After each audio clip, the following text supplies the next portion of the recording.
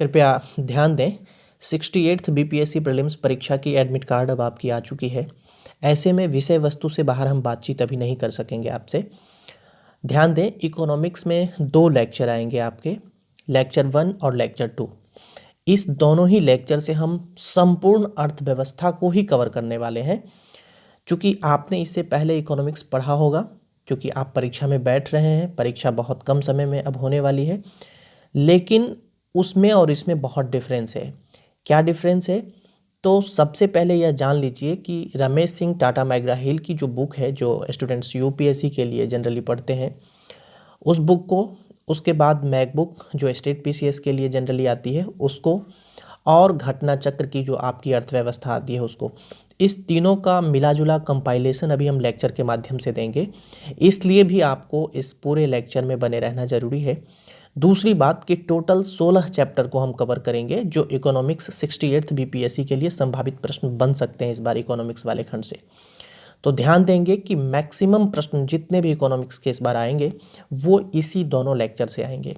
यदि इससे बाहर प्रश्न जाता है तो इसका मतलब है कि इस तीनों ही किताब से बाहर प्रश्न पूछा गया है, तो वो सिर्फ आपके लिए टफ नहीं होगा, बल्कि सभी स्टूडेंट्स के लिए जो इस बार अपियर होने जा रहे हैं उनके लिए भी टफ होगा। तो सारी स्थिति से मैं पहले अवगत इसीलिए करा देता हूं कि लेक्चर में बने रहना अथवा नहीं बने रहना ये आपकी जिम्मेवारी है, क्योंकि आप इस परीक्षा में कितने सीरियस हैं ये सिर्फ और सिर्फ आप जानते हैं और आपके परिवार वाले जानते हैं। मैं आपको सिर्फ और सिर्फ मोटिवेट कर सकता हूं, और उसके साथ ही आपको जितने भी ज़रूरी कंटेंट्स हैं वो मैं आपको प्रोवाइड कर सकता हूं। तो वही काम मैं इस पूरे लेक्चर के माध्यम से करने जा रहा हूं। तो मैं पूरे विश्वास के साथ मैं कह सकता हूं कि आप इस पूरे लेक्चर में यदि बने रहते हैं तो बहुत अच्छा परफॉर्म आप एग्जामिनेशन में कर पाएंगे। तो आइए हम शुरू करते हैं। चूँकि हमने बताया कि ये कंपाइलेशन इस तीनों का हम आपको देंगे, तो इसमें जितने इम्पोर्टेंट प्रश्न हैं वो भी कवर हो जाएंगे, और साथ ही इस तीनों बुक के माध्यम से जो रेफरेंस 68th और आगामी भी बीपीएससी परीक्षा के लिए आप तैयारी कर रहे होंगे, तो वो भी आपके जो है बहुत अच्छे हो जाएंगे। इसका आप चाहें तो एक शॉर्ट नोट्स तैयार कर लीजिएगा लेक्चर का, और परीक्षा के टाइम पर इसको बहुत अच्छे से रिवाइज करके जाइएगा, तो किसी प्रकार की दिक्कत मुझे नहीं लगता कि आपको फेस करने पड़ेंगे। आइए हम शुरू करते हैं। सबसे पहले हम आपको जनरल जानकारी जो होता है वो हम देते हैं। देखिए, भारत की जो अर्थव्यवस्था है वो आप सभी जानते हैं मिश्रित अर्थव्यवस्था है। मिश्रित अर्थव्यवस्था का मतलब होता है सार्वजनिक और निजी दोनों ही क्षेत्र मिलकर काम करते हैं। तो बहुत आसान सा प्रश्न यहाँ से बीपीएससी ने पूछा हुआ है कि भारत की इकोनॉमी किस प्रकार की है, तो मिश्रित अर्थव्यवस्था है। अर्थशास्त्र के जनक का नाम आप जानते होंगे, एडम स्मिथ है। समष्टि अर्थशास्त्र के जनक जॉन मेनार्ड किन्स थे। इतना आपको ध्यान रखना है। पहले बहुत ही हम बेसिक फैक्ट्स बता रहे हैं जो बीपीएससी ने कई बार पूछ भी लिए हैं इसी अपने एग्जामिनेशन में। दी वेल्थ ऑफ नेशंस के राइटर हैं एडम स्मिथ। आपको ध्यान रखना है, अर्थव्यवस्था के प्रकार को समझिए। चूँकि आपका जो बीपीएससी का पीटी का सिलेबस है उसमें अर्थशास्त्र नहीं है, उसमें अर्थव्यवस्था है। अर्थशास्त्र और अर्थव्यवस्था दोनों में अंतर होता है। अब हम इस चीज़ को अभी डिफाइन नहीं करेंगे, क्योंकि 2 ही लेक्चर के माध्यम से हमें बहुत कम समय में बहुत ज़्यादा आपको देना है। तो ध्यान दीजिएगा, आपके सिलेबस में अर्थव्यवस्था है, तो अर्थव्यवस्था के प्रकार को समझिए कि ये कितने प्रकार के होते हैं। 3 प्रकार के जनरली हम लोग अर्थव्यवस्था जानते हैं: उदारवादी अर्थव्यवस्था, समाजवादी अर्थव्यवस्था और मिश्रित अर्थव्यवस्था। तो समझ लीजिए, उदारवादी अर्थव्यवस्था क्या होता है। इसमें जो आर्थिक गतिविधि होती है उस पर निजी क्षेत्र का अधिकार और राज्य का जो है बहुत ही कम अधिकार होता है। मतलब संपूर्ण अधिकार एक तरह से कहें तो निजी क्षेत्र का ही होता है उसमें। उसको उदारवादी अर्थव्यवस्था कहते हैं। यह अर्थव्यवस्था जो एडम स्मिथ साहब थे उनके लेजिस्फेयर या फिर हस्तक्षेप के नियम पर कार्य करता है, सिद्धांत पर कार्य करता है। इस अर्थव्यवस्था को पूंजीवादी अर्थव्यवस्था भी कहते हैं। आपने सुना होगा अमेरिका की अर्थव्यवस्था पूंजीवादी अर्थव्यवस्था है, तो यही है उदारवादी अर्थव्यवस्था या पूंजीवादी अर्थव्यवस्था। ब्रिटेन और फ्रांस की अर्थव्यवस्था भी ध्यान रखिएगा, उदारवादी या पूंजीवादी अर्थव्यवस्था है। दूसरा प्रकार का जो अर्थव्यवस्था है वो है समाजवादी अर्थव्यवस्था। ये क्या है? तो इसमें राज्य ही जो है सभी आर्थिक गतिविधि को नियंत्रित करती है। इसका मतलब है कि जितनी भी योजनाएं होंगी, परियोजनाएं होंगी और भी जितने कार्य होंगे वो सारे कार्य जो हैं वो केवल और केवल गवर्नमेंट ही करेंगी। जैसे रूस, जो पहले सोवियत रूस था, उसकी अर्थव्यवस्था जो है वो समाजवादी अर्थव्यवस्था थी। अब मिश्रित अर्थव्यवस्था की हम बात करें तो यहाँ पर निजी और सार्वजनिक दोनों क्षेत्र कर यदि मिलकर यदि काम करते हैं तो उसको मिश्रित अर्थव्यवस्था कहा जाता है। जैसे भारत है, तो भारत में क्या है कि गवर्नमेंट भी डिसीजन लेती है और प्राइवेट सेक्टर भी एनजीओ के माध्यम से डिसीजन लेते हैं, पीएसयूज भी लेते हैं। पीएसयूज में गवर्नमेंट की भी हिस्सेदारी होती है। बैंकिंग सेक्टर को देख लीजिए, जितने भी सार्वजनिक क्षेत्र के बैंक हैं उसमें भारत सरकार की हिस्सेदारी है। तो मेरे कहने का मतलब यही है कि हमारे यहाँ जो है जो पीपीपी मॉडल है वो बहुत फेमस है। तो उससे क्या होता है कि मिश्रित अर्थव्यवस्था में विकास दर जो है काफ़ी अधिक होता है और लोगों को जो है एक अच्छा प्लेटफॉर्म मिल पाता है और रोज़गार की समस्या भी इससे ख़त्म होती है लगभग। तो अर्थव्यवस्था के हमने बताया आपको प्रकार। अब हम अर्थव्यवस्था के क्षेत्र बताते हैं आपको। तो अर्थव्यवस्था, ये सभी प्रश्न बीपीएससी के 68th प्रीलिम्स के हिसाब से ही हम बता रहे हैं। इसका ये मत समझिएगा कि किसी चैप्टर को लेकर हम लेक्चर दे रहे हैं, इसलिए ये सब अपने दिमाग से निकाल दीजिए इस लेक्चर को सुनते समय। इतना समझ लीजिए कि ये सारे प्रश्न आपके 68th बीपीएससी के रिगार्डिंग ही इंपॉर्टेंट है, क्योंकि लगभग 550 पेज का टाटा माइग्रा हिल का जो रमेश सिंह का बुक है वो हम एक लेक्चर या 2 लेक्चर में कंप्लीट नहीं कर सकते। इसलिए हमने केवल उन्हीं चीज़ को लिया है जो आपके इस परीक्षा के लिए इंपॉर्टेंट है, इतना समझ लीजिए। तो अर्थव्यवस्था के क्षेत्र को हम बता रहे हैं। यह क्षेत्र जो है जनरली आप लोग 3 प्रकार का पढ़ते हैं, जैसे प्राथमिक क्षेत्र, द्वितीयक और तृतीयक क्षेत्र, प्राइमरी, सेकेंडरी और टर्शियरी। तो प्राथमिक क्षेत्र में कौन कौन से चीज़ आते हैं ये आपसे बीपीएससी ने पूछे हैं और कई बार पूछे हैं, तो ध्यान रखिएगा, इसको नोट भी कर लीजिए कि इसमें कृषि, पशुपालन, मत्स्यन, वानिकी, खनन एवं उत्खनन, इतने क्षेत्र जो है प्राथमिक क्षेत्र में आते हैं। द्वितीयक यानी सेकेंडरी क्षेत्र में जो है निर्मित, विनिर्मित, विद्युत, गैस और जलापूर्ति, यानी निर्मित वस्तु, विनिर्मित वस्तु, विद्युत, गैस और जलापूर्ति। अच्छा, आप में से कई लोग जानते होंगे निर्मित और विनिर्मित में अंतर, लेकिन मुझे लगता है कि बहुत सारे स्टूडेंट्स नहीं भी जानते होंगे निर्मित और विनिर्मित में क्या अंतर होता है।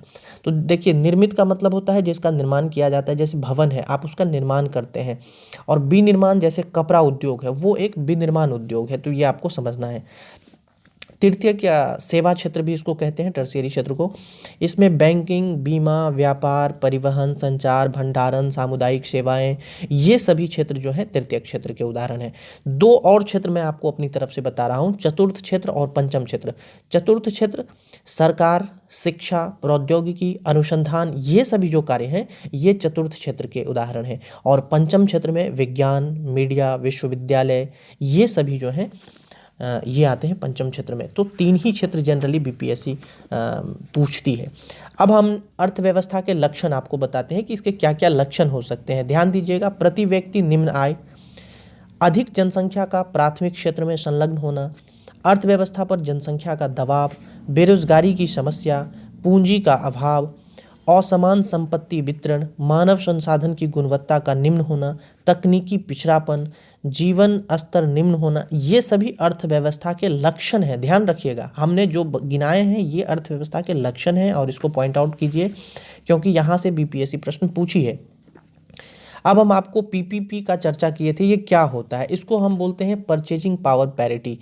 ध्यान रखिएगा, क्रय शक्ति समता। तो ये क्या है? इसके आधार पर भारत जो है, यानी क्रय शक्ति समता के आधार पर भारत जो है विश्व की 6ठी बड़ी अर्थव्यवस्था है, परचेजिंग पावर पैरिटी के आधार पर। और एक पीपीपी मॉडल भी होता है जिसको हम पब्लिक प्राइवेट पार्टनरशिप कहते हैं, हम उसका जिक्र अभी यहाँ नहीं कर रहे हैं, क्रय शक्ति समता की बात बता रहे हैं, यानी पीपीपी। और आप सभी जानते हैं भारत हमारा कृषि प्रधान देश है। तो ये एक बेसिक जानकारी अर्थव्यवस्था से संबंधित हम आपको दे रहे थे, जो परीक्षा के पॉइंट ऑफ व्यू से इंपॉर्टेंट है। अब समझ लीजिए, बीपीएससी ने पूछा है आर्थिक समृद्धि और आर्थिक विकास क्या होता है, मतलब इसके परिभाषा और उसके नीचे 4 ऑप्शन। तो आपको समझना है कि इस दोनों में अंतर क्या है। ये चैप्टर 2 के तहत हम आपको बता रहे हैं, यानी हमने कंपाइलेशन के आधार पर जो 16 चैप्टर तैयार किए हैं उसका हमारा ये दूसरा चैप्टर है। चैप्टर 1 आपका यहीं कंप्लीट हो गया। ध्यान देंगे कि आर्थिक समृद्धि जो है वह निवल राष्ट्रीय उत्पाद में परिवर्तन की दर है। आप इसको नोट कर लीजिए, और हम आपको थोड़ा सा आगे जब हम चैप्टर 3 शुरू करेंगे तो आपको हम राष्ट्रीय आय में बताएंगे कि निवल राष्ट्रीय उत्पाद क्या होता है।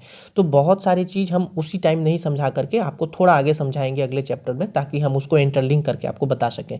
केवल यहाँ परिभाषा नोट कीजिए कि निवल राष्ट्रीय उत्पाद में परिवर्तन की दर आर्थिक समृद्धि है और आर्थिक विकास जो है वह सकल घरेलू उत्पाद यानी जीडीपी ग्रॉस डोमेस्टिक प्रोडक्ट में परिवर्तन की जो दर है, परिवर्तन का जो रेट है जीडीपी में, उसको हम आर्थिक विकास कहते हैं। तो ये प्रश्न जो है बीपीएससी कई बार पूछी है, आपको नोट कर लेना है। आर्थिक समृद्धि में उत्पादन में मतलब आर्थिक समृद्धि, यदि ऐसे भी आप ध्यान रख सकते हैं, यदि उत्पादन में वृद्धि होती है तो वह आर्थिक समृद्धि हो गई, लेकिन यदि संरचनात्मक परिवर्तन होता है तब वह आर्थिक विकास हो गया। ठीक है, तो ये आपको ध्यान रखना है। मानव विकास सूचकांक के बारे में बीपीएससी कई बार पूछी है, इसको समझ लीजिए। एचडीआई ह्यूमन डेवलपमेंट इंडेक्स, इसका जो प्रकाशक है वो संयुक्त राष्ट्र विकास कार्यक्रम है यानी UNDP, united nation development programme. इसके प्रतिपादक का नाम भी बीपीएससी ने पूछा है, महबूब उल हक, जो पाकिस्तानी अर्थशास्त्री थे। इन्होंने 1990 में इसको प्रतिपादित किया था। इसके अंतर्गत 3 सूचकांक हैं, यह भी बीपीएससी ने पूछे हैं। कौन कौन से हैं? जीवन प्रत्याशा है, शिक्षा है, आय है। इस सभी को डॉलर में जो है मापा जाता है, तो आपको ध्यान रखना है और करंट अफेयर से इसको कोरिलेट कर लेना है। मानव विकास सूचकांक में भारत का इस बार क्या रैंक रहा है, बिहार की क्या स्थिति रही है, और ये बीपीएससी ने अपने परीक्षा में पूछे हुए हैं कि मानव विकास सूचकांक में बिहार का रैंक कितना था, स्कोर कितना था। तो आप भली भांति समझ रहे होंगे कि हम क्या बता रहे हैं आपको। उसके बाद एक दो और समझ लीजिए, जैसे पूछा भी गया है हैप्पी प्लैनेट इंडेक्स। इसमें जीवन प्रत्याशा, जीवन संतुष्टि, पारिस्थितिकी, इस तीनों पर जो है ये इसको जारी किया जाता है और इसका प्रकाशक जो है वो एनईएफ है, न्यू इकोनॉमिक फाउंडेशन। विश्व प्रसन्नता सूचकांक जो है वर्ल्ड हैप्पीनेस इंडेक्स, इसका प्रकाशक जो है सस्टेनेबल डेवलपमेंट नेटवर्क सॉल्यूशन है। इसकी अवधारणा 1972 में भूटान के द्वारा प्रस्तुत किया गया था। देश का नाम पूछा गया है बीपीएससी के द्वारा। उसके बाद वैश्विक भूखमरी सूचकांक है, इसको ग्लोबल हंगर इंडेक्स कहते हैं। इसमें देख लीजिएगा करंट से कोरिलेट करके कि इसमें इस बार क्या स्थिति है भारत की, और प्रथम स्थान पर कौन है, लास्ट स्थान पर कौन है, और भारत जो है किस श्रेणी का क्षेत्र है, मतलब किस श्रेणी, भूखमरी के स्तर पर किस श्रेणी में आता है भारत, इसको नोट कर लीजिएगा। सतत विकास लक्ष्य है 2030 एसडीजी 2030। इसमें जो सहस्त्राब्दी विकास लक्ष्य था, जो एमडीजी जिसको कहते हैं 2015 में, उसका स्थान लिया है। तो ये ध्यान रखिएगा, एमडीजी 2015 का स्थान सतत विकास लक्ष्य एसडीजी 2030 ने लिया है। रियो डी जेनेरो ब्राज़ील में 2012 में रियो+20 सम्मेलन हुआ था, ये ध्यान रखिएगा। द फ्यूचर वी वांट नामक दस्तावेज एसडीजी 2030 जारी किए गए उसी में, तो ये प्रश्न बीपीएससी ने पूछा हुआ है। एसडीजी 2030 में 17 विकास लक्ष्य निर्धारित किए गए हैं, यह भी बीपीएससी ने पूछा हुआ है। 2030 तक इसको प्राप्त करना है और भारत इस पर काम कर रहा है। भारत का पर्यावरण मंत्रालय इसके लिए जिम्मेदार है। तो ये चैप्टर 2 भी हम यहीं पर समाप्त करते हैं। हमने कहा कि हम आपको कंपाइलेशन दे रहे हैं और जो प्रश्न बीपीएससी ने पूछे हैं उसी से कोरिलेट करते हुए इस तीनों किताब से हमने निकाल लिया है। अब हम चैप्टर 3 पर आ जाते हैं। लेक्चर 1 में हम प्रयास कर रहे हैं 8 चैप्टर कंप्लीट करेंगे और लेक्चर 2 में 8 चैप्टर कंप्लीट करके पूरा का पूरा इकोनॉमिक्स आपका हम इति रेवाखंडे श्री सप्तमो अध्याय समाप्तं भवेत् कर देंगे। राष्ट्रीय आय तीसरा चैप्टर है। ध्यान दें, राष्ट्रीय आय का प्रथम अनुमान दादाभाई नौरोजी ने सबसे पहले 1868 में लगाया हुआ था। Poverty and British rule in India में इन्होंने इस बात की चर्चा की हुई है। तो ये दोनों ही प्रश्न बीपीएससी ने पूछे हैं। वैज्ञानिक विधि से 60-62 बीपीएससी में पूछा गया है कि वैज्ञानिक विधि से राष्ट्रीय आय का प्रथम अनुमान किनके द्वारा लगाया गया था। डॉक्टर VKRV राव के द्वारा लगाया गया था। 60-62 बीपीएससी में इकोनॉमिक्स वाले सेक्शन में ये प्रश्न आए हैं, ध्यान दीजिएगा। उसके बाद राष्ट्रीय आय लेखा प्रणाली के जनक जो है VKRV राव थे हमारे यहाँ। हिंदू वृद्धि दर, यह भी बीपीएससी ने 65th में पूछा हुआ है, ध्यान रखिएगा। हिंदू वृद्धि दर राष्ट्रीय आय में वृद्धि से संबंधित है, यही पूछा गया था कि यह जीडीपी से संबंधित है, एनएनपी से संबंधित है, इस तरह से।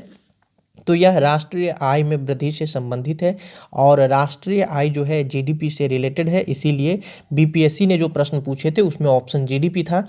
तो ये ध्यान रखिएगा कि हिंदू वृद्धि दर या तो राष्ट्रीय आय ऑप्शन में रहे या फिर जीडीपी रहे, तो इस दोनों में से किसी एक को आप ऑप्ट कीजिएगा। यदि दोनों ऑप्शन में रहता है तो ई ऑप्शन आप लीजिएगा, ठीक है। ये हो गए। समाजवादी वृद्धि दर का मतलब क्या है, तो राष्ट्रीय आय में यदि 4% तक की वृद्धि हो तो उसको समाजवादी वृद्धि दर कहा जाता है। और यह भी ध्यान रखिएगा कि हिंदू वृद्धि दर जो है वो 3.5% की जो है आर्थिक वृद्धि को हिंदू वृद्धि दर कहा गया था, और ये जीडीपी या राष्ट्रीय आय में वृद्धि से संबंधित है। 1991 पर अब आपको हम ले चलते हैं। 1991 में आर्थिक सुधार हमारे यहाँ हुआ था, जिसको उदारीकरण कहा गया। भारत इस दोनों वृद्धि दर से, यानी हमने जो अभी ऊपर बताया आपको कि हिंदू वृद्धि दर और समाजवादी वृद्धि दर, इससे बाहर आ गया 1991 में आर्थिक सुधार होने के बाद। उस समय पूछा गया है बीपीएससी के द्वारा कि भारत के प्रधानमंत्री, जब भारत में आर्थिक सुधार या उदारीकरण की चल रहा था, तो उस समय भारत के प्रधानमंत्री कौन थे? नरसिम्हा राव थे, यह भी नोट कीजिए। राष्ट्रीय आय समिति हमारे यहाँ 1949 में बनी थी, जिसके अध्यक्ष पीसी महालनोबिस थे, और पंचवर्षीय योजना में आपने पीसी महालनोबिस का नाम पढ़ा होगा। एमडीजी 2015 का स्थान हमने बता दिया आपको, एसडीजी 2030 ने ले लिया हुआ है। तो ये हो गए। उसके बाद हम आपको कुछ और इम्पोर्टेंट बता रहे हैं, जैसे सीएसओ है, सेंट्रल स्टैटिस्टिकल ऑर्गेनाइजेशन, केंद्रीय सांख्यिकी संगठन। ध्यान रखिएगा, इसकी स्थापना 1951 में हुई थी। 2 मई 1951 को इसकी स्थापना हुई थी। इसका कार्य है राष्ट्रीय आय की गणना करना। तो सीएसओ के एक डाटा से रिलेटेड एक प्रश्न जो है 67th री एग्जामिनेशन में आपके पूछे गए थे, यदि आपने ठीक से प्रश्न को देखा होगा तो। ध्यान दीजिएगा, एनएसएसओ का पूरा नाम है नेशनल सैंपल सर्वे ऑफिस, राष्ट्रीय प्रतिदर्श सर्वेक्षण संगठन इसका पूरा नाम है। 1950 में इसकी स्थापना की गई थी, यह भी पूछा गया प्रश्न है। राष्ट्रीय सांख्यिकी आयोग है, 2000 में इसकी स्थापना हुई थी, सी रंगराजन समिति की सिफारिश के आधार पर। 1 जून 2005 को इसको स्थापित किया गया था। कार्य इसने प्रारंभ किया था 12 जुलाई 2006 से, और इसके अध्यक्ष सुरेश तेंदुलकर थे। तो इतना आपको इससे संबंधित ध्यान रखना है। उसके बाद राष्ट्रीय आय मापन की जो विधि है, हमारे यहाँ 3 विधि से राष्ट्रीय आय को मापा जाता है। पहला है उत्पादन पद्धति, दूसरा है आय पद्धति, और तीसरा है व्यय पद्धति। इस तीनों के माध्यम से ही राष्ट्रीय आय हमारे भारत में मापा जाता है। राष्ट्रीय आय की अवधारणा को अब हम आपको थोड़ा सा समझा देते हैं। देखिए, सकल घरेलू उत्पाद, ठीक है, शुद्ध घरेलू उत्पाद, सकल राष्ट्रीय उत्पाद, शुद्ध राष्ट्रीय उत्पाद, ये 4 टर्म बहुत फेमस हैं अर्थव्यवस्था में। आपको समझना है कि ये चारों क्या होते हैं। मैं आपको बहुत अच्छे से समझाने का भी प्रयास करता हूँ, 1 मिनट से 1.5 मिनट में सभी चारों को समझा देता हूँ। देखिए, सकल घरेलू उत्पाद का मतलब होता है ग्रॉस डोमेस्टिक प्रोडक्ट, जीडीपी इसी को कहते हैं। एक वर्ष में किसी देश के नागरिक द्वारा देश की सीमा के अंदर उत्पादित सभी वस्तु एवं सेवाओं के अंतिम मौद्रिक मूल्य के योग को जीडीपी कहा जाता है। ये ध्यान रखिएगा। ध्यान रहे, उत्पादन देशवासी और विदेशी, यानी मतलब विदेशी का मतलब विदेशी नहीं, मतलब भारत के व्यक्ति जो विदेश में रह रहे हैं, विदेशी विदेशी कह रहे हैं, भारत की सीमा के अंदर जो विदेशी रह रहे हैं, उस नागरिक के द्वारा और अपने देश के नागरिक के द्वारा जो उत्पादन होगा, मतलब अपनी देश की सीमा के अंदर, उसको हम जीडीपी कहेंगे, या जीडीपी में वो चीज़ आएगा। तो इसको आप समझ लिए। अब है एनडीपी, यानी नेट डोमेस्टिक प्रोडक्ट। एनडीपी का मतलब होता है शुद्ध घरेलू उत्पाद। इसका मतलब होता है कि जीडीपी में से, यानी कि देश की सीमा के अंदर भारतीय और विदेशी नागरिक जो हमारे देश में रह रहे हैं, उनके द्वारा जो अंतिम वस्तु एवं सेवाओं का मौद्रिक मूल्य था, वो जीडीपी है। उस जीडीपी में से यदि हम डिप्रिसिएशन को माइनस कर देते हैं, यानी मूल्य ह्रास को, तो हमारा एनडीपी बचता है, यानी कि शुद्ध घरेलू उत्पाद बचता है। तो एनडीपी बराबर हो जाएगा जीडीपी माइनस मूल्य ह्रास। ये फॉर्मूला भी ध्यान रखना है। उसके बाद सकल राष्ट्रीय उत्पाद, यानी ग्रॉस नेशनल प्रोडक्ट, ये क्या है? जीएनपी। ध्यान रखिएगा, देश की नागरिक के द्वारा देश की सीमा के अंदर, और देश के नागरिक यदि विदेशों में रह रहे हैं, तो वहाँ भी उनके द्वारा जो उत्पादित किया जा रहा है वस्तु, उस दोनों को जोड़कर, यानी भारत के नागरिक अपने देश में और विदेश में कहीं भी रह रहे हैं, तो कुल भारतीयों के द्वारा जो उत्पादित हो रहा है, उसके अंतिम मौद्रिक मूल्य को हम जीएनपी, यानी ग्रॉस नेशनल प्रोडक्ट कहते हैं। और शुद्ध राष्ट्रीय उत्पाद क्या हो जाएगा? तो फिर इसमें से हम डिप्रिसिएशन माइनस कर देंगे। नेट नेशनल प्रोडक्ट, एनएनपी, का मतलब होता है जीएनपी में से मूल्य ह्रास को घटा देना। तो आप इसको एनएनपी बराबर जीएनपी माइनस मूल्य ह्रास लिख लेंगे। यही जीडीपी, एनडीपी, जीएनपी और एनएनपी से प्रश्न पूछे जाते हैं, और यही बस इतना आपको पूछा जाता है उसका परिभाषा देकर। अब हम चैप्टर 4 में चले आए हैं। आर्थिक नियोजन से संबंधित हम आपको जरूरी जो प्रश्न इस बार बनेंगे वो बता रहे हैं। ध्यान दीजिएगा, योजना आयोग का गठन 15 मार्च 1950 को हुआ था, जिसके स्थान पर बाद में 1 जनवरी 2015 को नीति आयोग ने उसका स्थान ले लिया। तो ये ध्यान रखिएगा कि योजना आयोग के स्थान पर नीति आयोग जो है कब आया था, तो 1 जनवरी 2015 को यह आया था। नीति आयोग का पूरा नाम क्या है? National institute for transforming India. प्रथम पंचवर्षीय योजना पूछा जा सकता है कब प्रारंभ हुआ था, तो ये 1 अप्रैल 1951 को प्रारंभ हुआ था। विश्व में सबसे पहले पंचवर्षीय योजना कहाँ लागू हुआ था? 1928 में रूस में यह लागू हुआ था। नीति आयोग और राष्ट्रीय विकास परिषद दोनों, ध्यान रखिएगा, गैर संवैधानिक संस्था है, ये संवैधानिक संस्था नहीं है, इसीलिए इसको सांविधिक संस्था कहते हैं। देखिएगा, सांविधिक और संवैधानिक दोनों वर्ड पर ध्यान दीजिए, जहां मैं जोर डालकर आपसे कह रहा हूं उस बातों को समझने का प्रयास कीजिए आप। बीपीएससी इसी तरह से आपको फंसाती है। गैर संवैधानिक या सांविधिक संस्था है नीति आयोग और राष्ट्रीय विकास परिषद। प्लान्ड इकोनॉमी फॉर इंडिया जो है एम विश्वेश्वरैया के द्वारा लिखा गया था, तो ये ध्यान रखिएगा। उसके बाद राष्ट्रीय नियोजन समिति 1938 में गठित हुआ था, इसके अध्यक्ष पंडित जवाहरलाल नेहरू थे। बॉम्बे प्लान 1944 में मुंबई के 8 उद्योगपति द्वारा 15 वर्ष का एक योजना प्रस्तुत किया गया था सरकार को। गांधीवादी योजना यह 1944 का है, इसके निर्माता श्रीमन नारायण थे। और सर्वोदय योजना 1950 का है, जयप्रकाश नारायण के बिहार से संबंधित है, तो इनको भी ध्यान रखिएगा, 1950 में इन्होंने प्रस्तुत किया था। नीति आयोग की संरचना आपसे पूछा जा सकता है इस बार, तो ध्यान रखिएगा, इसमें जो इसकी जो गवर्निंग काउंसिल होती है उसमें सभी राज्य के मुख्यमंत्री होते हैं और केंद्र शासित प्रदेश के राज्यपाल या उपराज्यपाल जो भी कहें वो होते हैं या प्रशासक होते हैं। अध्यक्ष स्वयं प्रधानमंत्री होते हैं नीति आयोग के, उपाध्यक्ष एक होते हैं इसमें, तो उपाध्यक्ष की नियुक्ति जो है प्रधानमंत्री के द्वारा किया जाता है। और वर्तमान में उपाध्यक्ष कौन है आप ध्यान रखेंगे करंट अफेयर के हिसाब से भी। इसमें पूर्णकालिक सदस्य जो हैं वो 5 होते हैं और अंशकालिक 2 होते हैं, तो 7 सदस्य ये हो गए।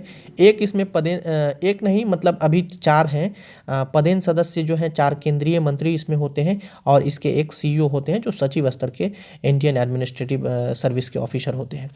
तो आपको ये ध्यान रखना है, इसका ये हमने ये पूरा एक नीति आयोग का संरचना बताया है, इसको नोट कर लीजिए।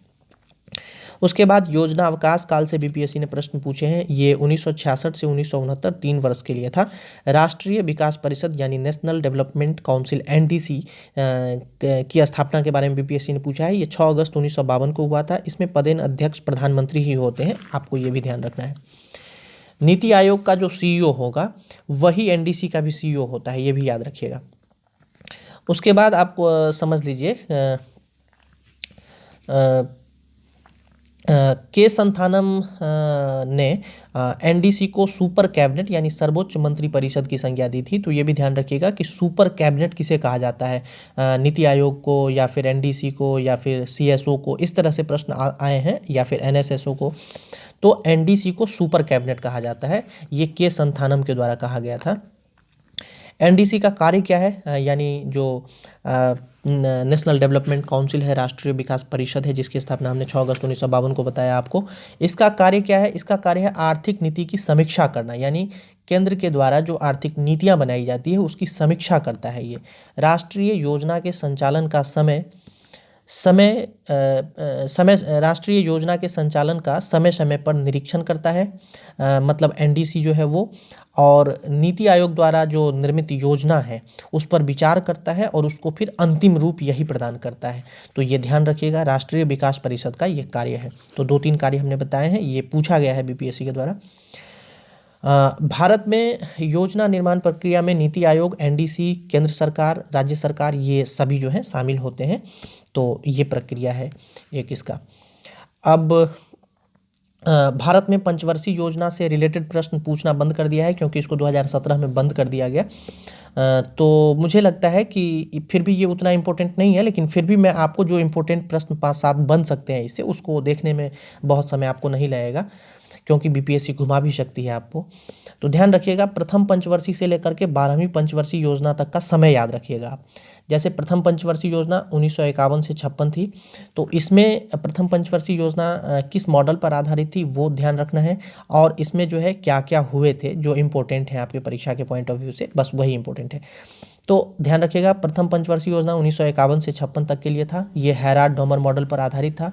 कृषि, सिंचाई और सामुदायिक विकास कार्यक्रम जो है ये चलाया गया था अमेरिका के सहयोग से 1952 में। सामुदायिक विकास कार्यक्रम वाला प्रश्न 67th री में संभवतः आया है आपकी परीक्षा में, आप एक बार देख लीजिएगा, योजना से रिलेटेड था ये।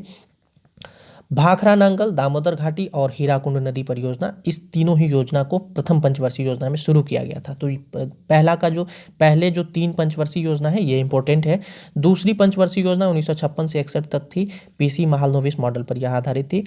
इस पर जो है भारी उद्योग पर विशेष ध्यान दिया गया था, क्योंकि भारत तुरंत ही आज़ाद हुआ था, तो भारी उद्योग की ज़रूरत थी और कृषि की ज़रूरत थी भारत में, तो भारत को आगे बढ़ाने के लिए। तो राउरकेला जो उड़ीसा में पड़ता है, भिलाई जो दुर्गापुर में पश्चिम बंगाल में है, सॉरी भिलाई कह रहे हैं, भिलाई शायद अभी छत्तीसगढ़ में मुझे लगता है पड़ता है। दुर्गापुर जो है वो पश्चिम बंगाल में, ये यहाँ पर जो है लौह इस्पात संयंत्र स्थापित किए गए थे, तो ये ध्यान रखना है। और चितरंजन लोकोमोटिव सिंदरी उर्वरक कारखाना जो है ये भी स्थापित किया गया था। तो ये 5 आप ध्यान रखिएगा। उसके बाद तीसरी पंचवर्षीय योजना 1961 से 66 के बीच था। यह चक्रवर्ती मॉडल पर आधारित था और कृषि और उद्योग इस बार दोनों पर ध्यान दिया गया। तो आप मोटा मोटा इसको ध्यान रखिएगा, प्रथम पंचवर्षीय योजना में कृषि पर अधिक ध्यान दिया गया, सामुदायिक विकास कार्यक्रम पर ध्यान दिया गया, ये दोनों अमेरिका के सहयोग से किया गया था। और 3 जो है जैसे भाखरा नांगल, दामोदर घाटी निगम और हीराकुंड नदी घाटी परियोजना, ये तीनों शुरू किए गए। दूसरी पंचवर्षीय योजना 1956 से 61 तक थी, जिसमें पीसी महालनोबिस मॉडल पर जिसको आधारित किया गया था, उसमें भारी उद्योग पर ध्यान दिया गया। और तीसरे पंचवर्षीय योजना में जो है कृषि, यानी जो पहले योजना में था और दूसरे योजना में जो उद्योग था, उस दोनों का मिला जुला रूप तीसरी पंचवर्षीय योजना 1961 से 66 में देखने को मिला। उसके बाद 66 के बाद योजना अवकाश काल हो गया 1966 से 1969 तक के लिए, इस बीच में कोई योजना नहीं चली थी। फिर चौथी पंचवर्षीय योजना को 1969 में लॉन्च किया गया, 1974 तक 5 वर्ष के लिए चला था। इसमें आपको इम्पोर्टेंट नहीं है कुछ जो मैं आपको बताऊं, तो ये छोड़ दीजिएगा। उसके बाद जो है, हाँ एक चीज़ ध्यान रखिएगा, 1969 से याद आया कि इसी समय यानी चौथी पंचवर्षीय योजना के समय ही 14 बैंकों का राष्ट्रीयकरण हुआ था, ये ध्यान रखिएगा मेरे हिसाब से। पंचवर्षीय योजना 1974 से 78 तक 4 वर्ष के लिए ही रहा, 1 वर्ष पहले उसको समाप्त कर दिया गया था, 5 साल के लिए था। तो पंचवर्षीय योजना में केवल एक पॉइंट जो है आपको ध्यान रखना है कि इसमें गरीबी उन्मूलन और आत्मनिर्भरता जो है मुख्य उद्देश्य के रूप में रखा गया था और 20 सूत्री कार्यक्रम इसमें प्रस्तुत किया गया। अनवरत योजना, उसके बाद हमने जैसा कि बताया आपको कि ये 1969 तक चलना था इसको, लेकिन 1978 में ही समाप्त कर दिया गया। तो 2 साल के लिए एक रोलिंग प्लान लाया गया, अनवरत योजना, ये इंपॉर्टेंट है, ध्यान रखिएगा। योजना अवकाश काल और अनवरत काल और प्रथम, द्वितीय और तीसरी पंचवर्षीय योजना जो इंपॉर्टेंट है वही बता रहा हूँ मैं। तो रोलिंग प्लान 2 साल के लिए था, 1978 से 80 के लिए। इस योजना का जो प्रतिपादक थे वो गुन्नार मेंडल साहब थे, और इसी समय में जो है इस योजना को लागू करने का भारत में श्रेय हालांकि डीटी लाकड़ावाला को जाता है। लाकड़ावाला समिति आपने पढ़ा भी होगा, गरीबी उन्मूलन से संबंधित था। छठी पंचवर्षीय योजना फिर शुरू होता है 2 साल के रोलिंग प्लान खत्म होने के बाद, 1980 से 85, 5 वर्ष के लिए।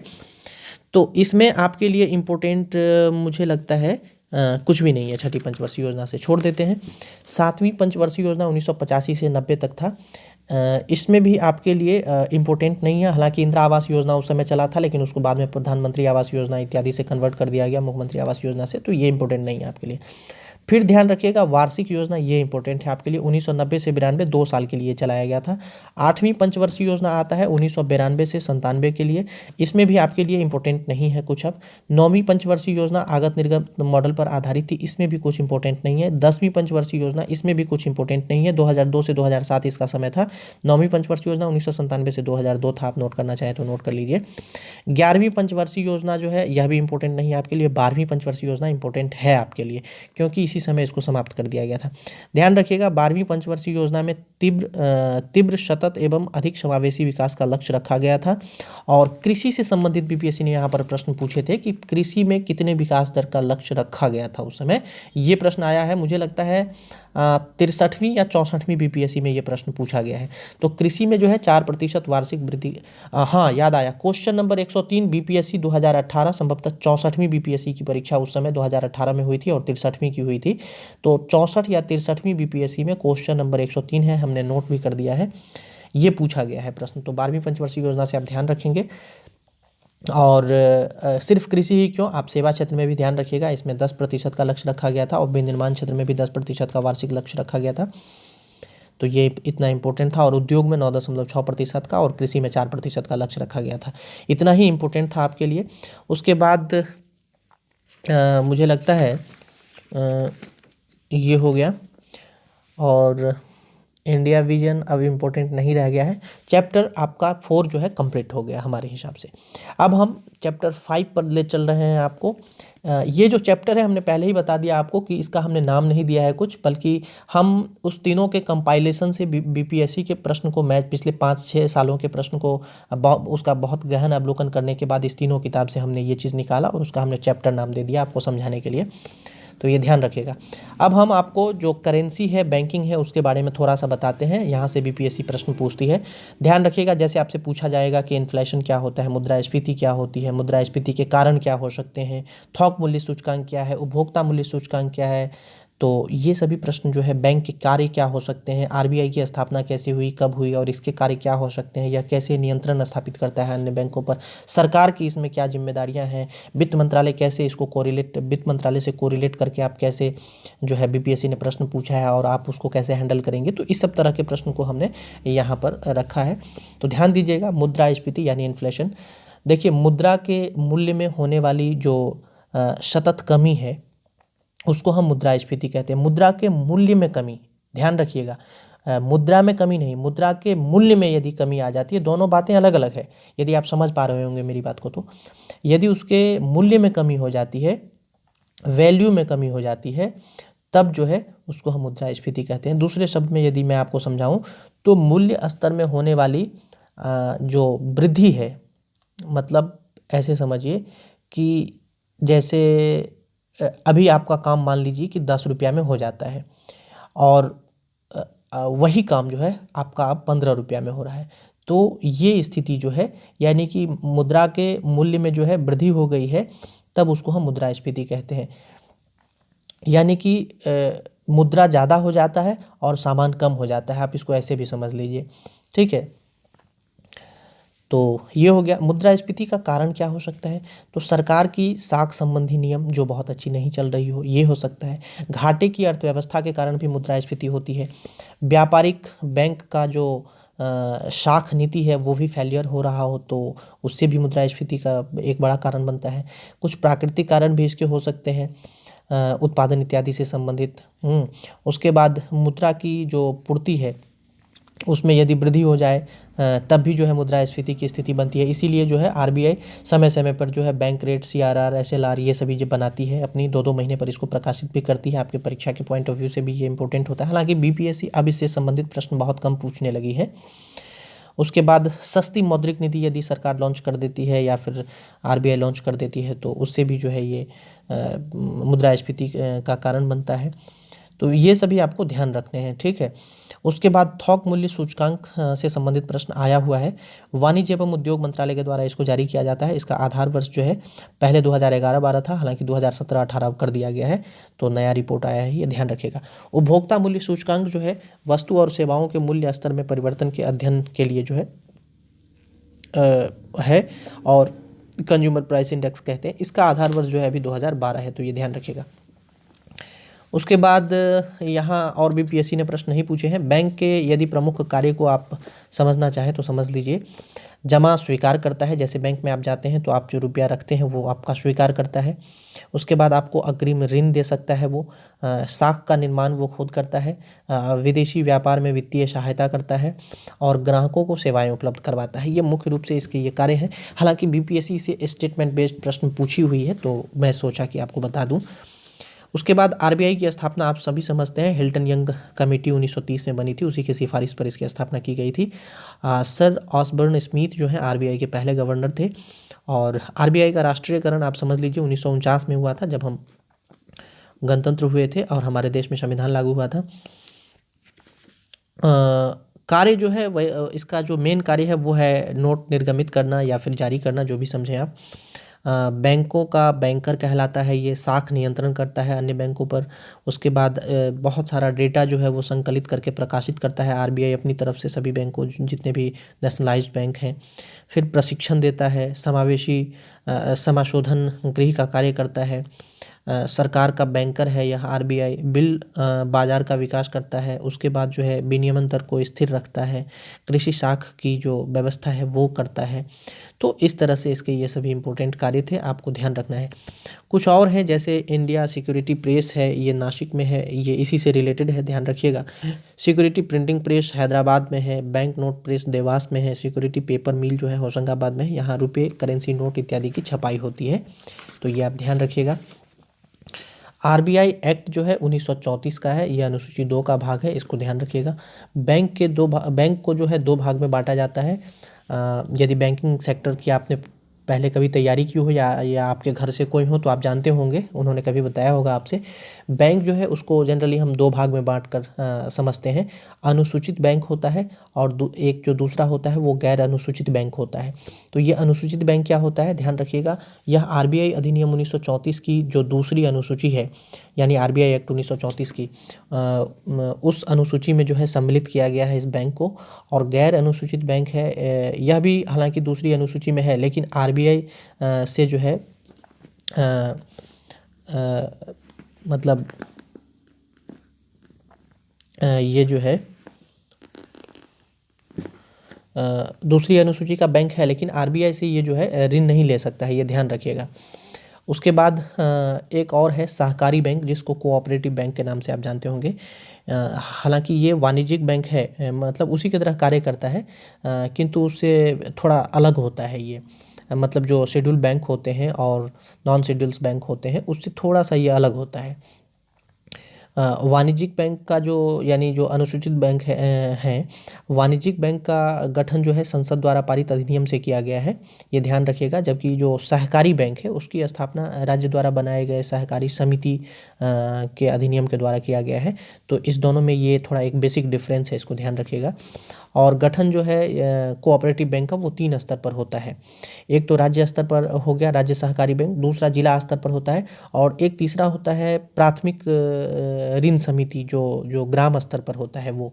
तो यहाँ से बीपीएससी ने प्रश्न पूछे थे, इसलिए मुझे लगा कि इसको ये बताना ज़रूरी है आपको।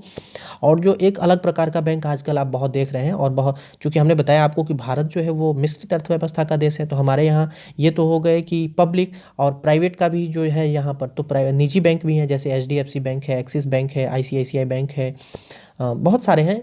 तो ये आपको कोटक महिंद्रा है, यस बैंक है, बहुत सारे हैं, हम कितना का नाम गिनाएं आपको। तो ये सब प्राइवेट बैंक है। तो इस तरह से भारत की अर्थव्यवस्था को आप मिश्रित अर्थव्यवस्था के रूप में भी समझ सकते हैं, और ये सभी प्रश्न जो है बीपीएससी ने पूछे हुए हैं। उसके बाद बैंकिंग लोकपाल योजना, और 2 अभी आरबीआई ने हाल ही में योजना लॉन्च की हुई थी। एक रिटेल डायरेक्ट योजना था, और एक कौन सा था जिसको पीएम मोदी ने लॉन्च किया था हाल ही में, उसको करंट अफेयर के दृष्टिकोण से देख लीजिएगा आप, ये इंपॉर्टेंट है। और बैंकिंग लोकपाल योजना जो है 1995 का है, ये भी देख लीजिएगा। बैंकिंग लोकपाल से भी संबंधित है एक योजना, ठीक है। उसके बाद मुझे लगता है और इम्पोर्टेंट इधर बीच में नहीं है आपके लिए, एक बासेल मानक, ध्यान रखिएगा। बासेल एक जगह है स्विट्जरलैंड में, 1980 में स्विट्जरलैंड में बासेल शहर है।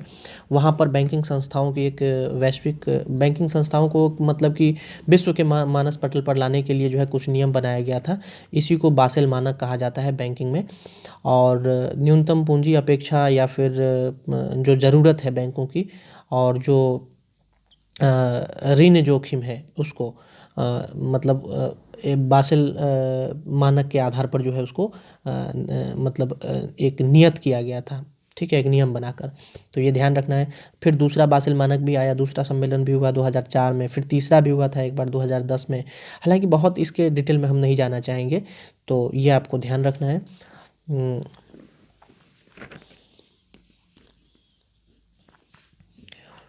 तो ये हो गए। उसके बाद ध्यान रखिएगा थोड़ा सा जो बैंकिंग का टर्म है, जैसे बैंक दर क्या है, रेपो दर क्या है, नगद आरक्षित अनुपात क्या है, सीआरआर कैश रिजर्व रेशियो क्या है, वैधानिक तरलता अनुपात क्या है, सिचुएटरी लिक्विडिटी रेशियो, उसके बाद प्राइमरी लैंडिंग रेट क्या है। तो ये जो है बीपीएससी ने इसके परिभाषा डायरेक्ट पूछे हुए हैं, तो मुझे लगता है कि थोड़ा इंपॉर्टेंट है, हम बता देते हैं। ध्यान रखिएगा, बैंक दर वह दर होता है जिस दर पर आरबीआई वाणिज्यिक बैंक को पैसा उधार देता है, उसको हम बैंक दर कहते हैं। रेपो दर वह होता है अल्पकालिक आवश्यकता की पूर्ति के लिए जिस ब्याज दर पर वाणिज्यिक बैंक जो है रिजर्व बैंक यानी आरबीआई से ऋण प्राप्त करता है, उसको रेपो दर कहते हैं। उसके बाद रिवर्स रेपो दर ठीक इसी का उल्टा हो जाता है। अल्पकालिक अवधि के लिए आरबीआई द्वारा जो वाणिज्यिक बैंक से फिर जिस ब्याज दर पर नकदी प्राप्त किया जाता है, उसको रिवर्स रेपो दर कहते हैं, यानी आरबीआई पुनः जो है वापस उसे ले लेती है। नगद आरक्षण अनुपात यानी कैश रिजर्व रेशियो, जिसको सीआरआर कहते हैं, किसी वाणिज्यिक बैंक में कुल जमा राशि का वह प्रतिशत भाग जिसे आरबीआई के पास अनिवार्य रूप से उस बैंक के द्वारा रखा जाना होता है, उसको सीआरआर कहते हैं। तो सीआरआर जितनी ऊंची होती है, बीपीएससी ने पूछा हुआ है, ध्यान रखिएगा, बैंकों की साख सृजन क्षमता उतनी कम होती है। क्यों? क्योंकि आरबीआई के पास उसे उतना रुपया जितना मान लीजिए कि आपके पास 100 रुपया है और आपको हमने कहा कि आप हमारे पास 90 रुपया रख लीजिए, तो 10 रुपया से आप व्यापार अधिक कर सकते हैं। या फिर हम आपको कहें कि आप 10 रुपया मेरे पास रखिए और 90 रुपया अपने पास रखिए और उससे अपने ग्राहकों को, अपने व्यापार को बढ़ाइए, उससे कर सकते हैं। तो कैश रिजर्व रेशियो यानी हमारे पास यदि रिजर्व अधिक होगा तो आपकी साख सृजन क्षमता क्या होगी? कम हो जाएगी। और यदि हमारे पास, मैं आरबीआई हूँ, मेरे पास यदि आपका सीआरआर कम होगा तो आपकी साख सृजन क्षमता क्या होगी? अधिक होगी। तो बैंकिंग टर्म में ध्यान रखिएगा, यदि आपको कुछ भी नहीं पता है और इस तरह के प्रश्न यदि पूछ लिए जाते हैं तो सीधा उसका रेसिप्रोकल हो जाता है। तो ये ध्यान रखिएगा, मतलब ये एक अनुमान मात्र है। यदि कुछ नहीं पता है तो आप उसका रेसिप्रोकल कर दीजिए, और पता है तो ठीक से फिर उसका उत्तर दीजिए सोच समझ कर। वैधानिक तरलता अनुपात जो है किसी वाणिज्यिक बैंक में कुल जमा राशि का वह प्रतिशत भाग होता है जिसमें स्वर्ण या फिर विदेशी मुद्रा ये सब जो है उसके पास अनिवार्य रूप से बैंक को अपने पास रखना पड़ता है, उसको हम एसएलआर कहते हैं। प्राइम लेंडिंग रेट जो है पीएलआर, किसी बैंक के लिए पीएलआर वह ब्याज दर होता है जिस पर बैंक उस ग्राहक को जिसके संबंध में जोखिम शून्य हो उस व्यक्ति को ऋण देता है, तो उसको हम प्राइम लेंडिंग रेट कहते हैं। तो ये ध्यान रखिएगा। तो ये थोड़ा इंपॉर्टेंट टर्म था। ये चैप्टर 5 भी आपका यहीं पर हम समाप्त करते हैं। चैप्टर 8 तक आपको आना है। चैप्टर 6 ध्यान रखिएगा, भारतीय वित्तीय संस्था इत्यादि से हम थोड़ा सा बताएंगे इसमें। भारतीय वित्तीय संस्था में ध्यान रखिएगा, जैसे भूमि विकास बैंक है, तो भूमि विकास बैंक किसान को दीर्घकालिक ऋण ये उपलब्ध कराता है, बीपीएससी ने पूछा हुआ है। इसकी स्थापना 1929 में हुई थी। जितना इंपॉर्टेंट है उतना ही बता रहे हैं। भारतीय कृषि एवं ग्रामीण विकास बैंक, आप सभी जानते होंगे नाबार्ड के नाम से इसको, इसका पूरा नाम है national bank for agriculture and rural development, यानी राष्ट्रीय कृषि एवं ग्रामीण विकास बैंक। इसकी स्थापना जो है 12 जुलाई 1982 को हुई थी, बीपीएससी ने पूछा हुआ है। रमन सिंह समिति की अनुशंसा के आधार पर हुई थी। कृषि, लघु उद्योग, कुटीर उद्योग, ग्रामीण उद्योग, हस्तशिल्प, इस सब के लिए जो है ये ऋण मुहैया करवाता है। और यह बैंक जो है भारत सरकार, विश्व बैंक इत्यादि से राशि प्राप्त करता है। और उसके बाद जो है जितने भी आरआरबीज हैं, जो रीजनल रूरल बैंक्स हैं, उसको ये फिर फाइनेंस करता है। तो ये आपको ध्यान रखना है, ठीक है। अच्छा, एक चीज़ और ध्यान रखिएगा कि ये डायरेक्ट कृषक को ऋण प्रदान नहीं करता है, ये भी ध्यान रखिएगा। ये भी बीपीएससी ने प्रश्न पूछा हुआ है। क्षेत्रीय ग्रामीण बैंक जो है 2 अक्टूबर 1975 को इसकी स्थापना हुई थी, ध्यान रखिएगा। तो अभी फिलहाल यदि देखें तो सिक्किम और गोवा को छोड़कर देश के लगभग सभी राज्यों में इसकी स्थापना हो चुकी है। 1997 में प्राथमिक क्षेत्र को मतलब उसी समय से 1997 से जो है यह प्राथमिक क्षेत्र को ऋण मुहैया कराने का काम करता है। लीड बैंक बहुत इंपॉर्टेंट है, बीपीएससी ने यहाँ से भी प्रश्न पूछे हैं। इसको अग्रणी बैंक या लीड बैंक कहते हैं। 1969 में इसकी स्थापना हुई थी। लीड बैंक जो है जिला स्तरीय होता है। इसमें अपने अपने निर्धारित जिले के लिए या जिला ऋण योजना बनाता है, तो ये ध्यान रखना है। भारतीय औद्योगिक विकास बैंक, इसकी स्थापना 1964 में हुई थी। आईडीबीआई बैंक की स्थापना, और उसके आप सभी शॉर्ट फॉर्म से बहुत बैंकों से अवगत होंगे, और मुझे लगता है नाम यदि बीपीएससी पूछ दे पूरा तो समझ ही नहीं पाएंगे। जैसे आईसीआईसीआई बैंक है, उसके बाद आईडीबीआई बैंक है, तो नाम से आप लोग बहुत एकदम एक बार बोल दिया समझ गए, हाँ हाँ हाँ इसको तो खूब जानते हैं। लेकिन हिंदी नाम आ जाए तो फिर समझ ही नहीं पाएंगे आप। तो हिंदी नाम ध्यान रखना बहुत ज़रूरी है। जैसे नाबार्ड है, बस उसको नाबार्ड के नाम से जानते हैं, लेकिन अगर हिंदी नाम आ गया परीक्षा में तब आप क्या करेंगे, शॉर्ट नहीं दे तो। सॉरी। उसके बाद सिडबी है, ध्यान रखिएगा, भारतीय लघु उद्योग विकास बैंक है, इसको भी ध्यान रखिएगा। इसका मुख्यालय लखनऊ में है और ये जो है भारतीय मुद्रा और विदेशी मुद्रा में लघु उद्योग के लिए ऋण उपलब्ध करवाता है। उसके बाद ध्यान रखिएगा आईसीआईसीआई, इसकी स्थापना 1955 में हुई थी। लघु एवं मध्यम उद्योग के विकास के लिए जो है इसकी स्थापना हुई थी। इसका मुख्यालय बड़ौदा में है। भारतीय औद्योगिक ऋण एवं निवेश निगम लिमिटेड इसका नाम है। उसके बाद ध्यान रखिएगा इम्पोर्ट एक्सपोर्ट और ट्रेड, यानी आयात निर्यात और व्यापार, ये करंट कॉन्टेक्स्ट में बीपीएससी यहाँ से प्रश्न पूछती है, तो इसको हम एक अर्थव्यवस्था के दृष्टिकोण से केवल करंट में ही पढ़ेंगे। और इस चीज़ को जो है भारत सरकार की जो आर्थिक समीक्षा आती है वर्ष के अंत में, उसमें जो है बहुत अच्छे से डिफाइन करके बताया गया होता है कि कितना आयात, कितना निर्यात, कितना का व्यापार हुआ, किस देश के साथ अधिक व्यापार हो रहा है, किस देश से कम व्यापार हो रहा है। और ये सभी प्रश्न जो है बीपीएससी के पॉइंट ऑफ व्यू से इंपॉर्टेंट है। तो इसको हमने कवर कर दिया हुआ है, ऐसा नहीं है कि कवर नहीं किया है। इसको हमने आपको जो आर्थिक समीक्षा दिया था, जो करंट अफेयर लिए होंगे, उसमें हमने दे दिया है। Bihar current affair, Bihar budget और सेंट्रल बजट, उसके बाद बिहार का इकोनॉमिक सर्वे और सेंट्रल का इकोनॉमिक सर्वे, उसमें हमने अप टू डेट कर दिया है 68th बीपीएससी के लिए, तो वो आप देख लीजिएगा वहाँ से। उसके बाद ध्यान रखिएगा वित्तीय समावेशन पर सुझाव के लिए 2008 में सी रंगराजन समिति बनाई गई थी। भारतीय आयात निर्यात बैंक, ध्यान रखिएगा, इसका मुख्यालय मुंबई में है। 1982 में इसकी स्थापना की गई थी। एग्जिम बैंक भी ध्यान रखिएगा, निर्यातक व आयातक को वित्तीय सहायता यह प्रदान करती है, एग्जिम बैंक, ठीक है। एक्सपोर्ट इंपोर्ट बैंक इसका नाम है। उसके बाद तृतीय विश्व के देश का अर्थ क्या होता है, पता आपने पढ़ा होगा, तृतीय विश्व क्या है। इस तरह के एक सेंटेंस जो है हाल में बहुत चर्चा में भी रहा है, तो ध्यान रखिएगा विकासशील देश को इस शब्द से जो है सूचित किया गया है, यानी तृतीय विश्व का देश कहा गया है। राष्ट्रीय आवास बैंक, इसकी स्थापना 1988 में हुई थी। भारतीय यूनिट ट्रस्ट बैंक, उसकी स्थापना 1964 में हुई थी। भुगतान बैंक, जिसको पेमेंट बैंक कहते हैं, 2015 में इसके लिए मंजूरी मिली थी। और मुद्रा बैंक, यानी मुद्रा बैंक, मुद्रा जो है micro unit development refinance agency है, इसकी स्थापना जो है 2015 के बजट में की गई थी। तो ये बीपीएससी ने कई बार पूछा है प्रश्न। इसमें जो है उद्योगपति को 50,000 से लेकर 10 लाख तक का कर्ज जो है इसके द्वारा दिया जाता है।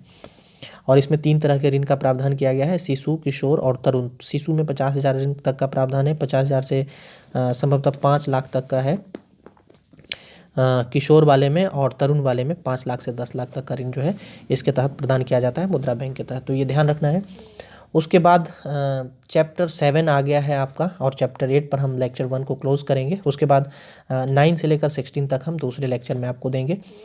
वित्तीय बाजार, ध्यान रखिएगा, इसमें जैसे मुद्रा बाजार है, पूंजी बाजार है, कमोडिटीज़ बाजार है, वायद बाजार है, ये सभी क्या है, इसके बारे में भी बीपीएससी ने प्रश्न पूछे हैं। तो हम काफ़ी डिटेल से इसको इसीलिए बता रहे हैं, थोड़ा लेक्चर लंबा होगा, लेकिन डरने की आवश्यकता नहीं है। यदि आप सुनते हैं तब भी आपके प्रश्न बन जाएंगे। ध्यान दीजिएगा, मुद्रा बाजार जो है यहाँ पर अल्पकालीन प्रतिभूति, यानी जो उसको क्या कहते हैं, प्रतिभूति को, शेयर, तो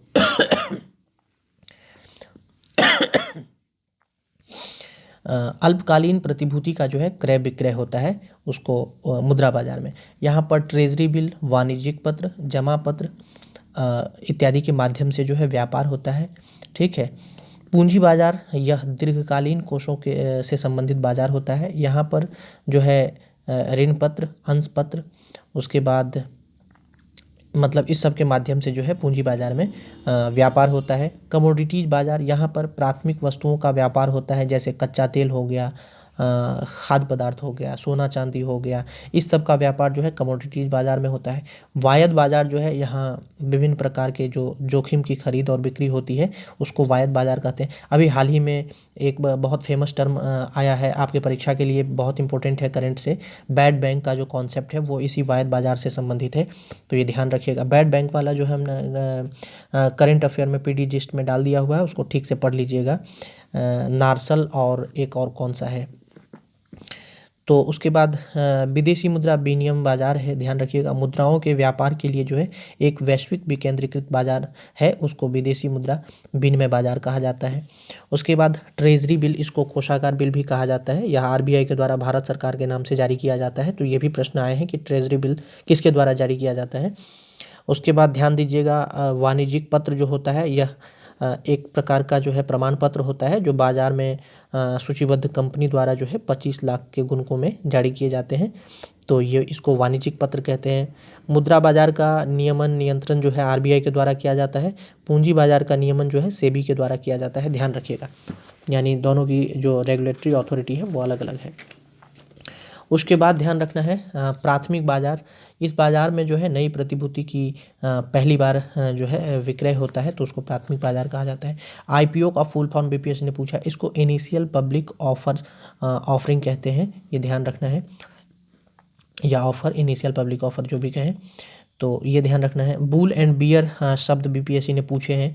तेजरिया और मंदरिया इसको हिंदी में कहा जाता है। बुल का मतलब तेजरिया होता है। तेजरिया क्या होता है? जब निवेशक किसी प्रतिभूति के मूल्य बढ़ने की आशा रखता है तो उसको तेजरिया कहा जाता है। और मंदरिया, मंद मतलब जब निवेशक मूल्य के कम होने की आशा करता है तब उसको मंदरिया कहा जाता है, तो ये ध्यान रखिएगा। गिल्ट एज्ड बाजार भी ध्यान रखिएगा। इस बाजार में आरबीआई जो है सरकारी एवं अर्ध सरकारी प्रतिभूति का क्रय विक्रय करती है, तो उसको गिल्ट एज्ड बाजार कहा जाता है। भारत के प्रमुख शेयर बाजार का नाम ध्यान रखिएगा, जैसे बॉम्बे स्टॉक एक्सचेंज है, 1875 में इसकी स्थापना की गई थी, ये भारत का सबसे पहला शेयर बाजार है, ध्यान रखिएगा। उसके बाद आपका एनएसई है, नेशनल स्टॉक एक्सचेंज, 1992 में इसकी स्थापना की गई थी। मिबोर और मिबिड का ध्यान रखिएगा। एनएसई ने 1997 में जो है इन दोनों दरों को प्रारंभ किया था। मिबोर एक प्रकार का रेट है और मिबिड, तो मिबोर जो है मुंबई इंटरबैंक ऑफर है और मिबिड जो है ये मुंबई इंटरबैंक बिड रेट है। और लिबोर का नाम जो है बीपीएससी ने पूछा हुआ है कि इसका फुल फॉर्म क्या होता है। लिबोर ये लंदन सॉरी इंटरबैंक ऑफर है मिबोर, तो ये ध्यान रखिएगा। और बीएसई ग्रीनेक्स जो है यह देश का पहला पर्यावरण अनुकूल शेयर सूचकांक है, ये भी ध्यान रखना है आपको। Over the counter exchange of India OTCEI Bharat का प्रथम ऑनलाइन एक्सचेंज है, ये ध्यान रखना है। उसके बाद क्रेडिट रेटिंग के बारे में ध्यान रखिएगा। यह उधार लेने वाले की उधार लौटाने की क्षमता का निर्धारण करता है। उधार लेने वाले की पैसा वापस करने की क्षमता का निर्धारण करता है। ये 1999 में अमेरिका में जो है क्रेडिट रेटिंग अवधारणा की शुरुआत सबसे पहले हुई थी। और क्रेडिट रेटिंग में ध्यान रखिएगा क्रिसिल है, केयर है, उसके बाद ICR है, ये इसके एग्जाम्पल्स हैं। मूडीज है, फिंच है।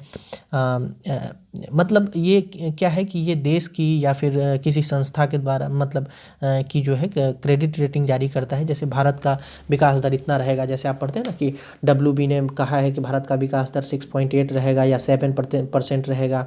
IMF ने कहा है कि इतना रहेगा। RBI ने जारी किया है कि भारत का विकास दर इतना 6.8 रहेगा। तो इस तरह से ये भी जो है ये उधार लेने वाले जो है उसका एक क्षमता निर्धारण करता है और बताता है कि। उसके बाद म्यूचुअल फंड के बारे में आपने पढ़ा होगा। ये एक निवेश करने वाला वित्तीय मध्यस्थ है, ध्यान रखिएगा। इसके माध्यम से लोग जो है शेयर मार्केट में भाग लेते हैं, यानी म्यूचुअल फंड के माध्यम से। भारत में म्यूचुअल फंड कंपनी है कुछ, जिसका नाम आप ध्यान रख सकते हैं, जैसे HDFC म्यूचुअल फंड है, रिलायंस का म्यूचुअल फंड है, ICICI का म्यूचुअल फंड है, ये सभी बैंक हैं। और UTI का अपना म्यूचुअल फंड है, तो ये ध्यान रखना है। उसके बाद हम भारतीय प्रतिभूति एवं विनियामक बोर्ड यानी सेबी के बारे में आपको बता देते हैं। 12 अप्रैल 1988 को इसका गठन हुआ था। सेबी जो है securities and exchange board of India है, ध्यान रखिएगा। माधवी पुरी बूच इसकी अभी चेयरपर्सन है। और इनको जो है अभी वर्तमान में ध्यान रखिएगा, करंट से कोरिलेट हम कर देते हैं। अभी कुछ ही दिन पहले जो है फोर्ब्स की विश्व की 100 शक्तिशाली महिलाओं की सूची जारी की गई है, जिसमें सेबी के ही अभी भारतीय प्रतिभूति एवं विनियामक बोर्ड की जो चेयरपर्सन है माधवी पुरी बूच, उनका उनका नाम क्या है, एक बार आप देख लीजिएगा, मुझे लगता है माधवी पुरी बूच ही है उनका नाम। उनको जो है विश्व की 100 शक्तिशाली महिलाओं में जो है शामिल किया गया है, तो ये बहुत बड़ी बात है। और यह भी ध्यान रखिएगा कि सेबी जो है एक गैर सांविधिक संस्था है। इसकी स्थापना 1988 में हुई थी, मुख्यालय मुंबई में है, तो ये ध्यान रखिएगा। फेरवानी कमेटी की सिफारिश पर इसकी स्थापना की गई थी। और शेयर बाजार से जुड़े कुछ शब्द हैं, जैसे राइट इशू है, डिवेंचर है, प्रतिभूति है, तो ये सभी भी ध्यान रखिएगा आप। उसके बाद बीमा क्षेत्र से रिलेटेड एक एडा है, उसको ध्यान रखिएगा। Insurance regulatory and development authority of India है। भारतीय बीमा विनियामक एवं विकास प्राधिकरण इसका पूरा नाम है। मल्होत्रा समिति की सिफारिश पर इसकी स्थापना की गई थी 19 अप्रैल 2000 को। इसका मुख्यालय हैदराबाद में है। और इरडा का नाम बदलकर बाद में इरडई कर दिया गया 2014 में। बाद में जो है पहले था इसका insurance regulatory and development authority पूरा नाम था, उसके बाद में ऑफ इंडिया शब्द इसमें जोड़ दिया गया। भारतीय जीवन बीमा निगम है, यानी लाइफ इंश्योरेंस कंपनी है ये। इसको संसद अधिनियम के द्वारा जो है 1956 में पारित किया गया था। तो चैप्टर 7 यहीं क्लोज हो जाता है। ये सभी जो है इससे जुड़े हुए थे। उसके बाद ध्यान रखिएगा, अच्छा जो हमने बताया आपको कि आरबीआई जो है हिल्टन यंग कमेटी की सिफारिश पर बना था, सेबी फेरवानी कमेटी की सिफारिश पर बना था, और जो है एडा मल्होत्रा कमेटी की सिफारिश पर बना था। ये ध्यान रखिएगा। और चाहिए इसका, आप चाहें तो इसका एसपी भी ध्यान रखिएगा। आरबीआई 1935, सेबी 1988 और एडा 2000। अब हम लोक वित्त पर आ गए हैं और लोक वित्त को समाप्त करके जो है फिर हम अगले लेक्चर में आपको बताएंगे चैप्टर 9 से चैप्टर 16 तक। लोक वित्त में आपको ध्यान रखना है राजस्व प्राप्ति, पूंजीगत प्राप्ति, ठीक है, राजकोषीय नीति, राजकोषीय उत्तरदायित्व नीति, ये सभी क्या होते हैं इसके बारे में हम अभी बताएंगे। हालांकि ये बजट से संबंधित है, लेकिन इसका जो डेफिनेशन है वो बजट में आपको नहीं मिलता है, वो यहीं मिलता है और ये पूछे भी जाते हैं। पूंजीगत घाटा क्या होता है, बजटीय घाटा क्या होता है, कुल प्राप्ति क्या होती है, राजस्व प्राप्ति क्या होती है, पूंजीगत प्राप्ति क्या होती है, तो ये सब अभी हम जो है इसमें बताएंगे आपको। हालांकि ये थोड़ा लंबा हो जाएगा मुझे लगता है, तो हम इस लेक्चर को यहीं समाप्त कर देते हैं और नेक्स्ट लेक्चर में जो है हम आपको कूल माइंड से इसको थोड़ा बताते हैं, ठीक है। थैंक यू इसमें लास्ट तक बने रहने के लिए, बहुत बहुत धन्यवाद। और परीक्षा की तैयारी जो है बहुत अच्छे से करें और इस लेक्चर को आप नोट कर लें यदि जहाँ कहीं लगता है कि आपको ये समझ में नहीं आ रहा है तो। धन्यवाद।